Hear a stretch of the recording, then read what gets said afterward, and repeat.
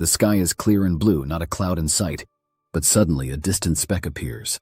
A plane flying high above, barely visible to the naked eye. And behind it, stretching across the sky, a long white trail. Sometimes it fades quickly. Other times it lingers for minutes, even hours. And occasionally there are so many of these lines that the sky looks like a grid. But what are these trails? And why do they appear? These are what scientists call contrails, short for condensation trails. They are not smoke. They are not pollution.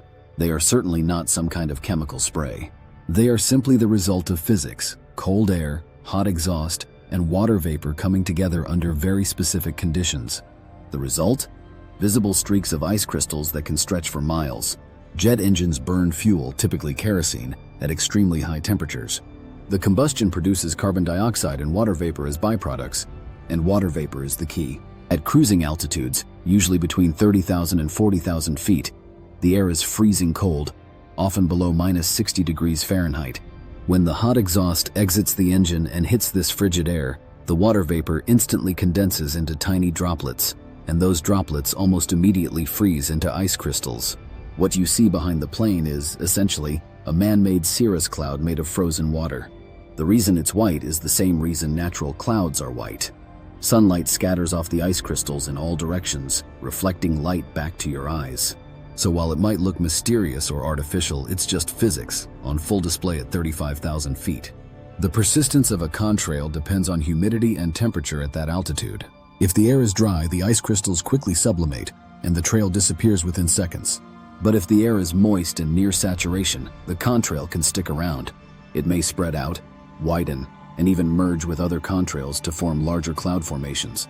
That's when people start noticing and sometimes questioning what they're seeing. This is also where conspiracy theories like chemtrails come into play. Some claim that planes are deliberately spraying chemicals into the sky, but decades of research and data show no evidence of this happening. In fact, everything needed to create these white lines is already part of ordinary engine exhaust, water vapor combined with cold air and low pressure. Contrails aren't new. They were first widely observed during World War II, especially as military bombers flew at high altitudes over Europe. Some of the oldest wartime photographs show skies filled with similar linear clouds, just like today. The main difference is scale. Back then, far fewer planes flew each day. Today, over 90,000 flights take off and land around the world every single day. That's a lot of engines and a lot of potential for contrails. What's more surprising is that contrails can actually affect the climate. In 2011, NASA scientists analyzed satellite data and found that persistent contrails had a measurable impact on Earth's energy balance. These man-made clouds can reflect sunlight during the day, slightly cooling the planet. But they can also trap outgoing heat at night, slightly warming the lower atmosphere. The net effect depends on the time of day, location, and density of the trails.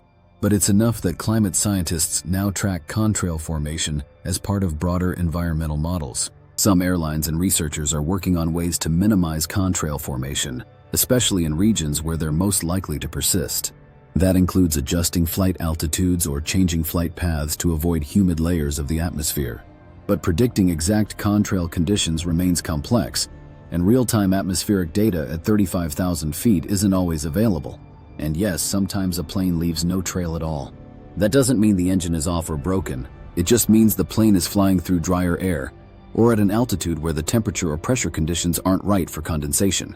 Sometimes the trail appears intermittent, with breaks in it. That's usually because the plane is crossing through different layers of air with varying humidity levels. In the end, the long white lines behind airplanes are not a mystery. They're not a government secret. They're a visible physical side effect of how jet engines interact with the upper atmosphere. And just like natural clouds, they can reveal a lot about the invisible world of air, moisture, and temperature that surrounds us. So the next time you see a white trail stretching across the sky, remember, it's not magic. It's not chemicals. It's just water vapor meeting extreme cold, caught in a perfect moment of science you can see from the ground. Subscribe us for more videos.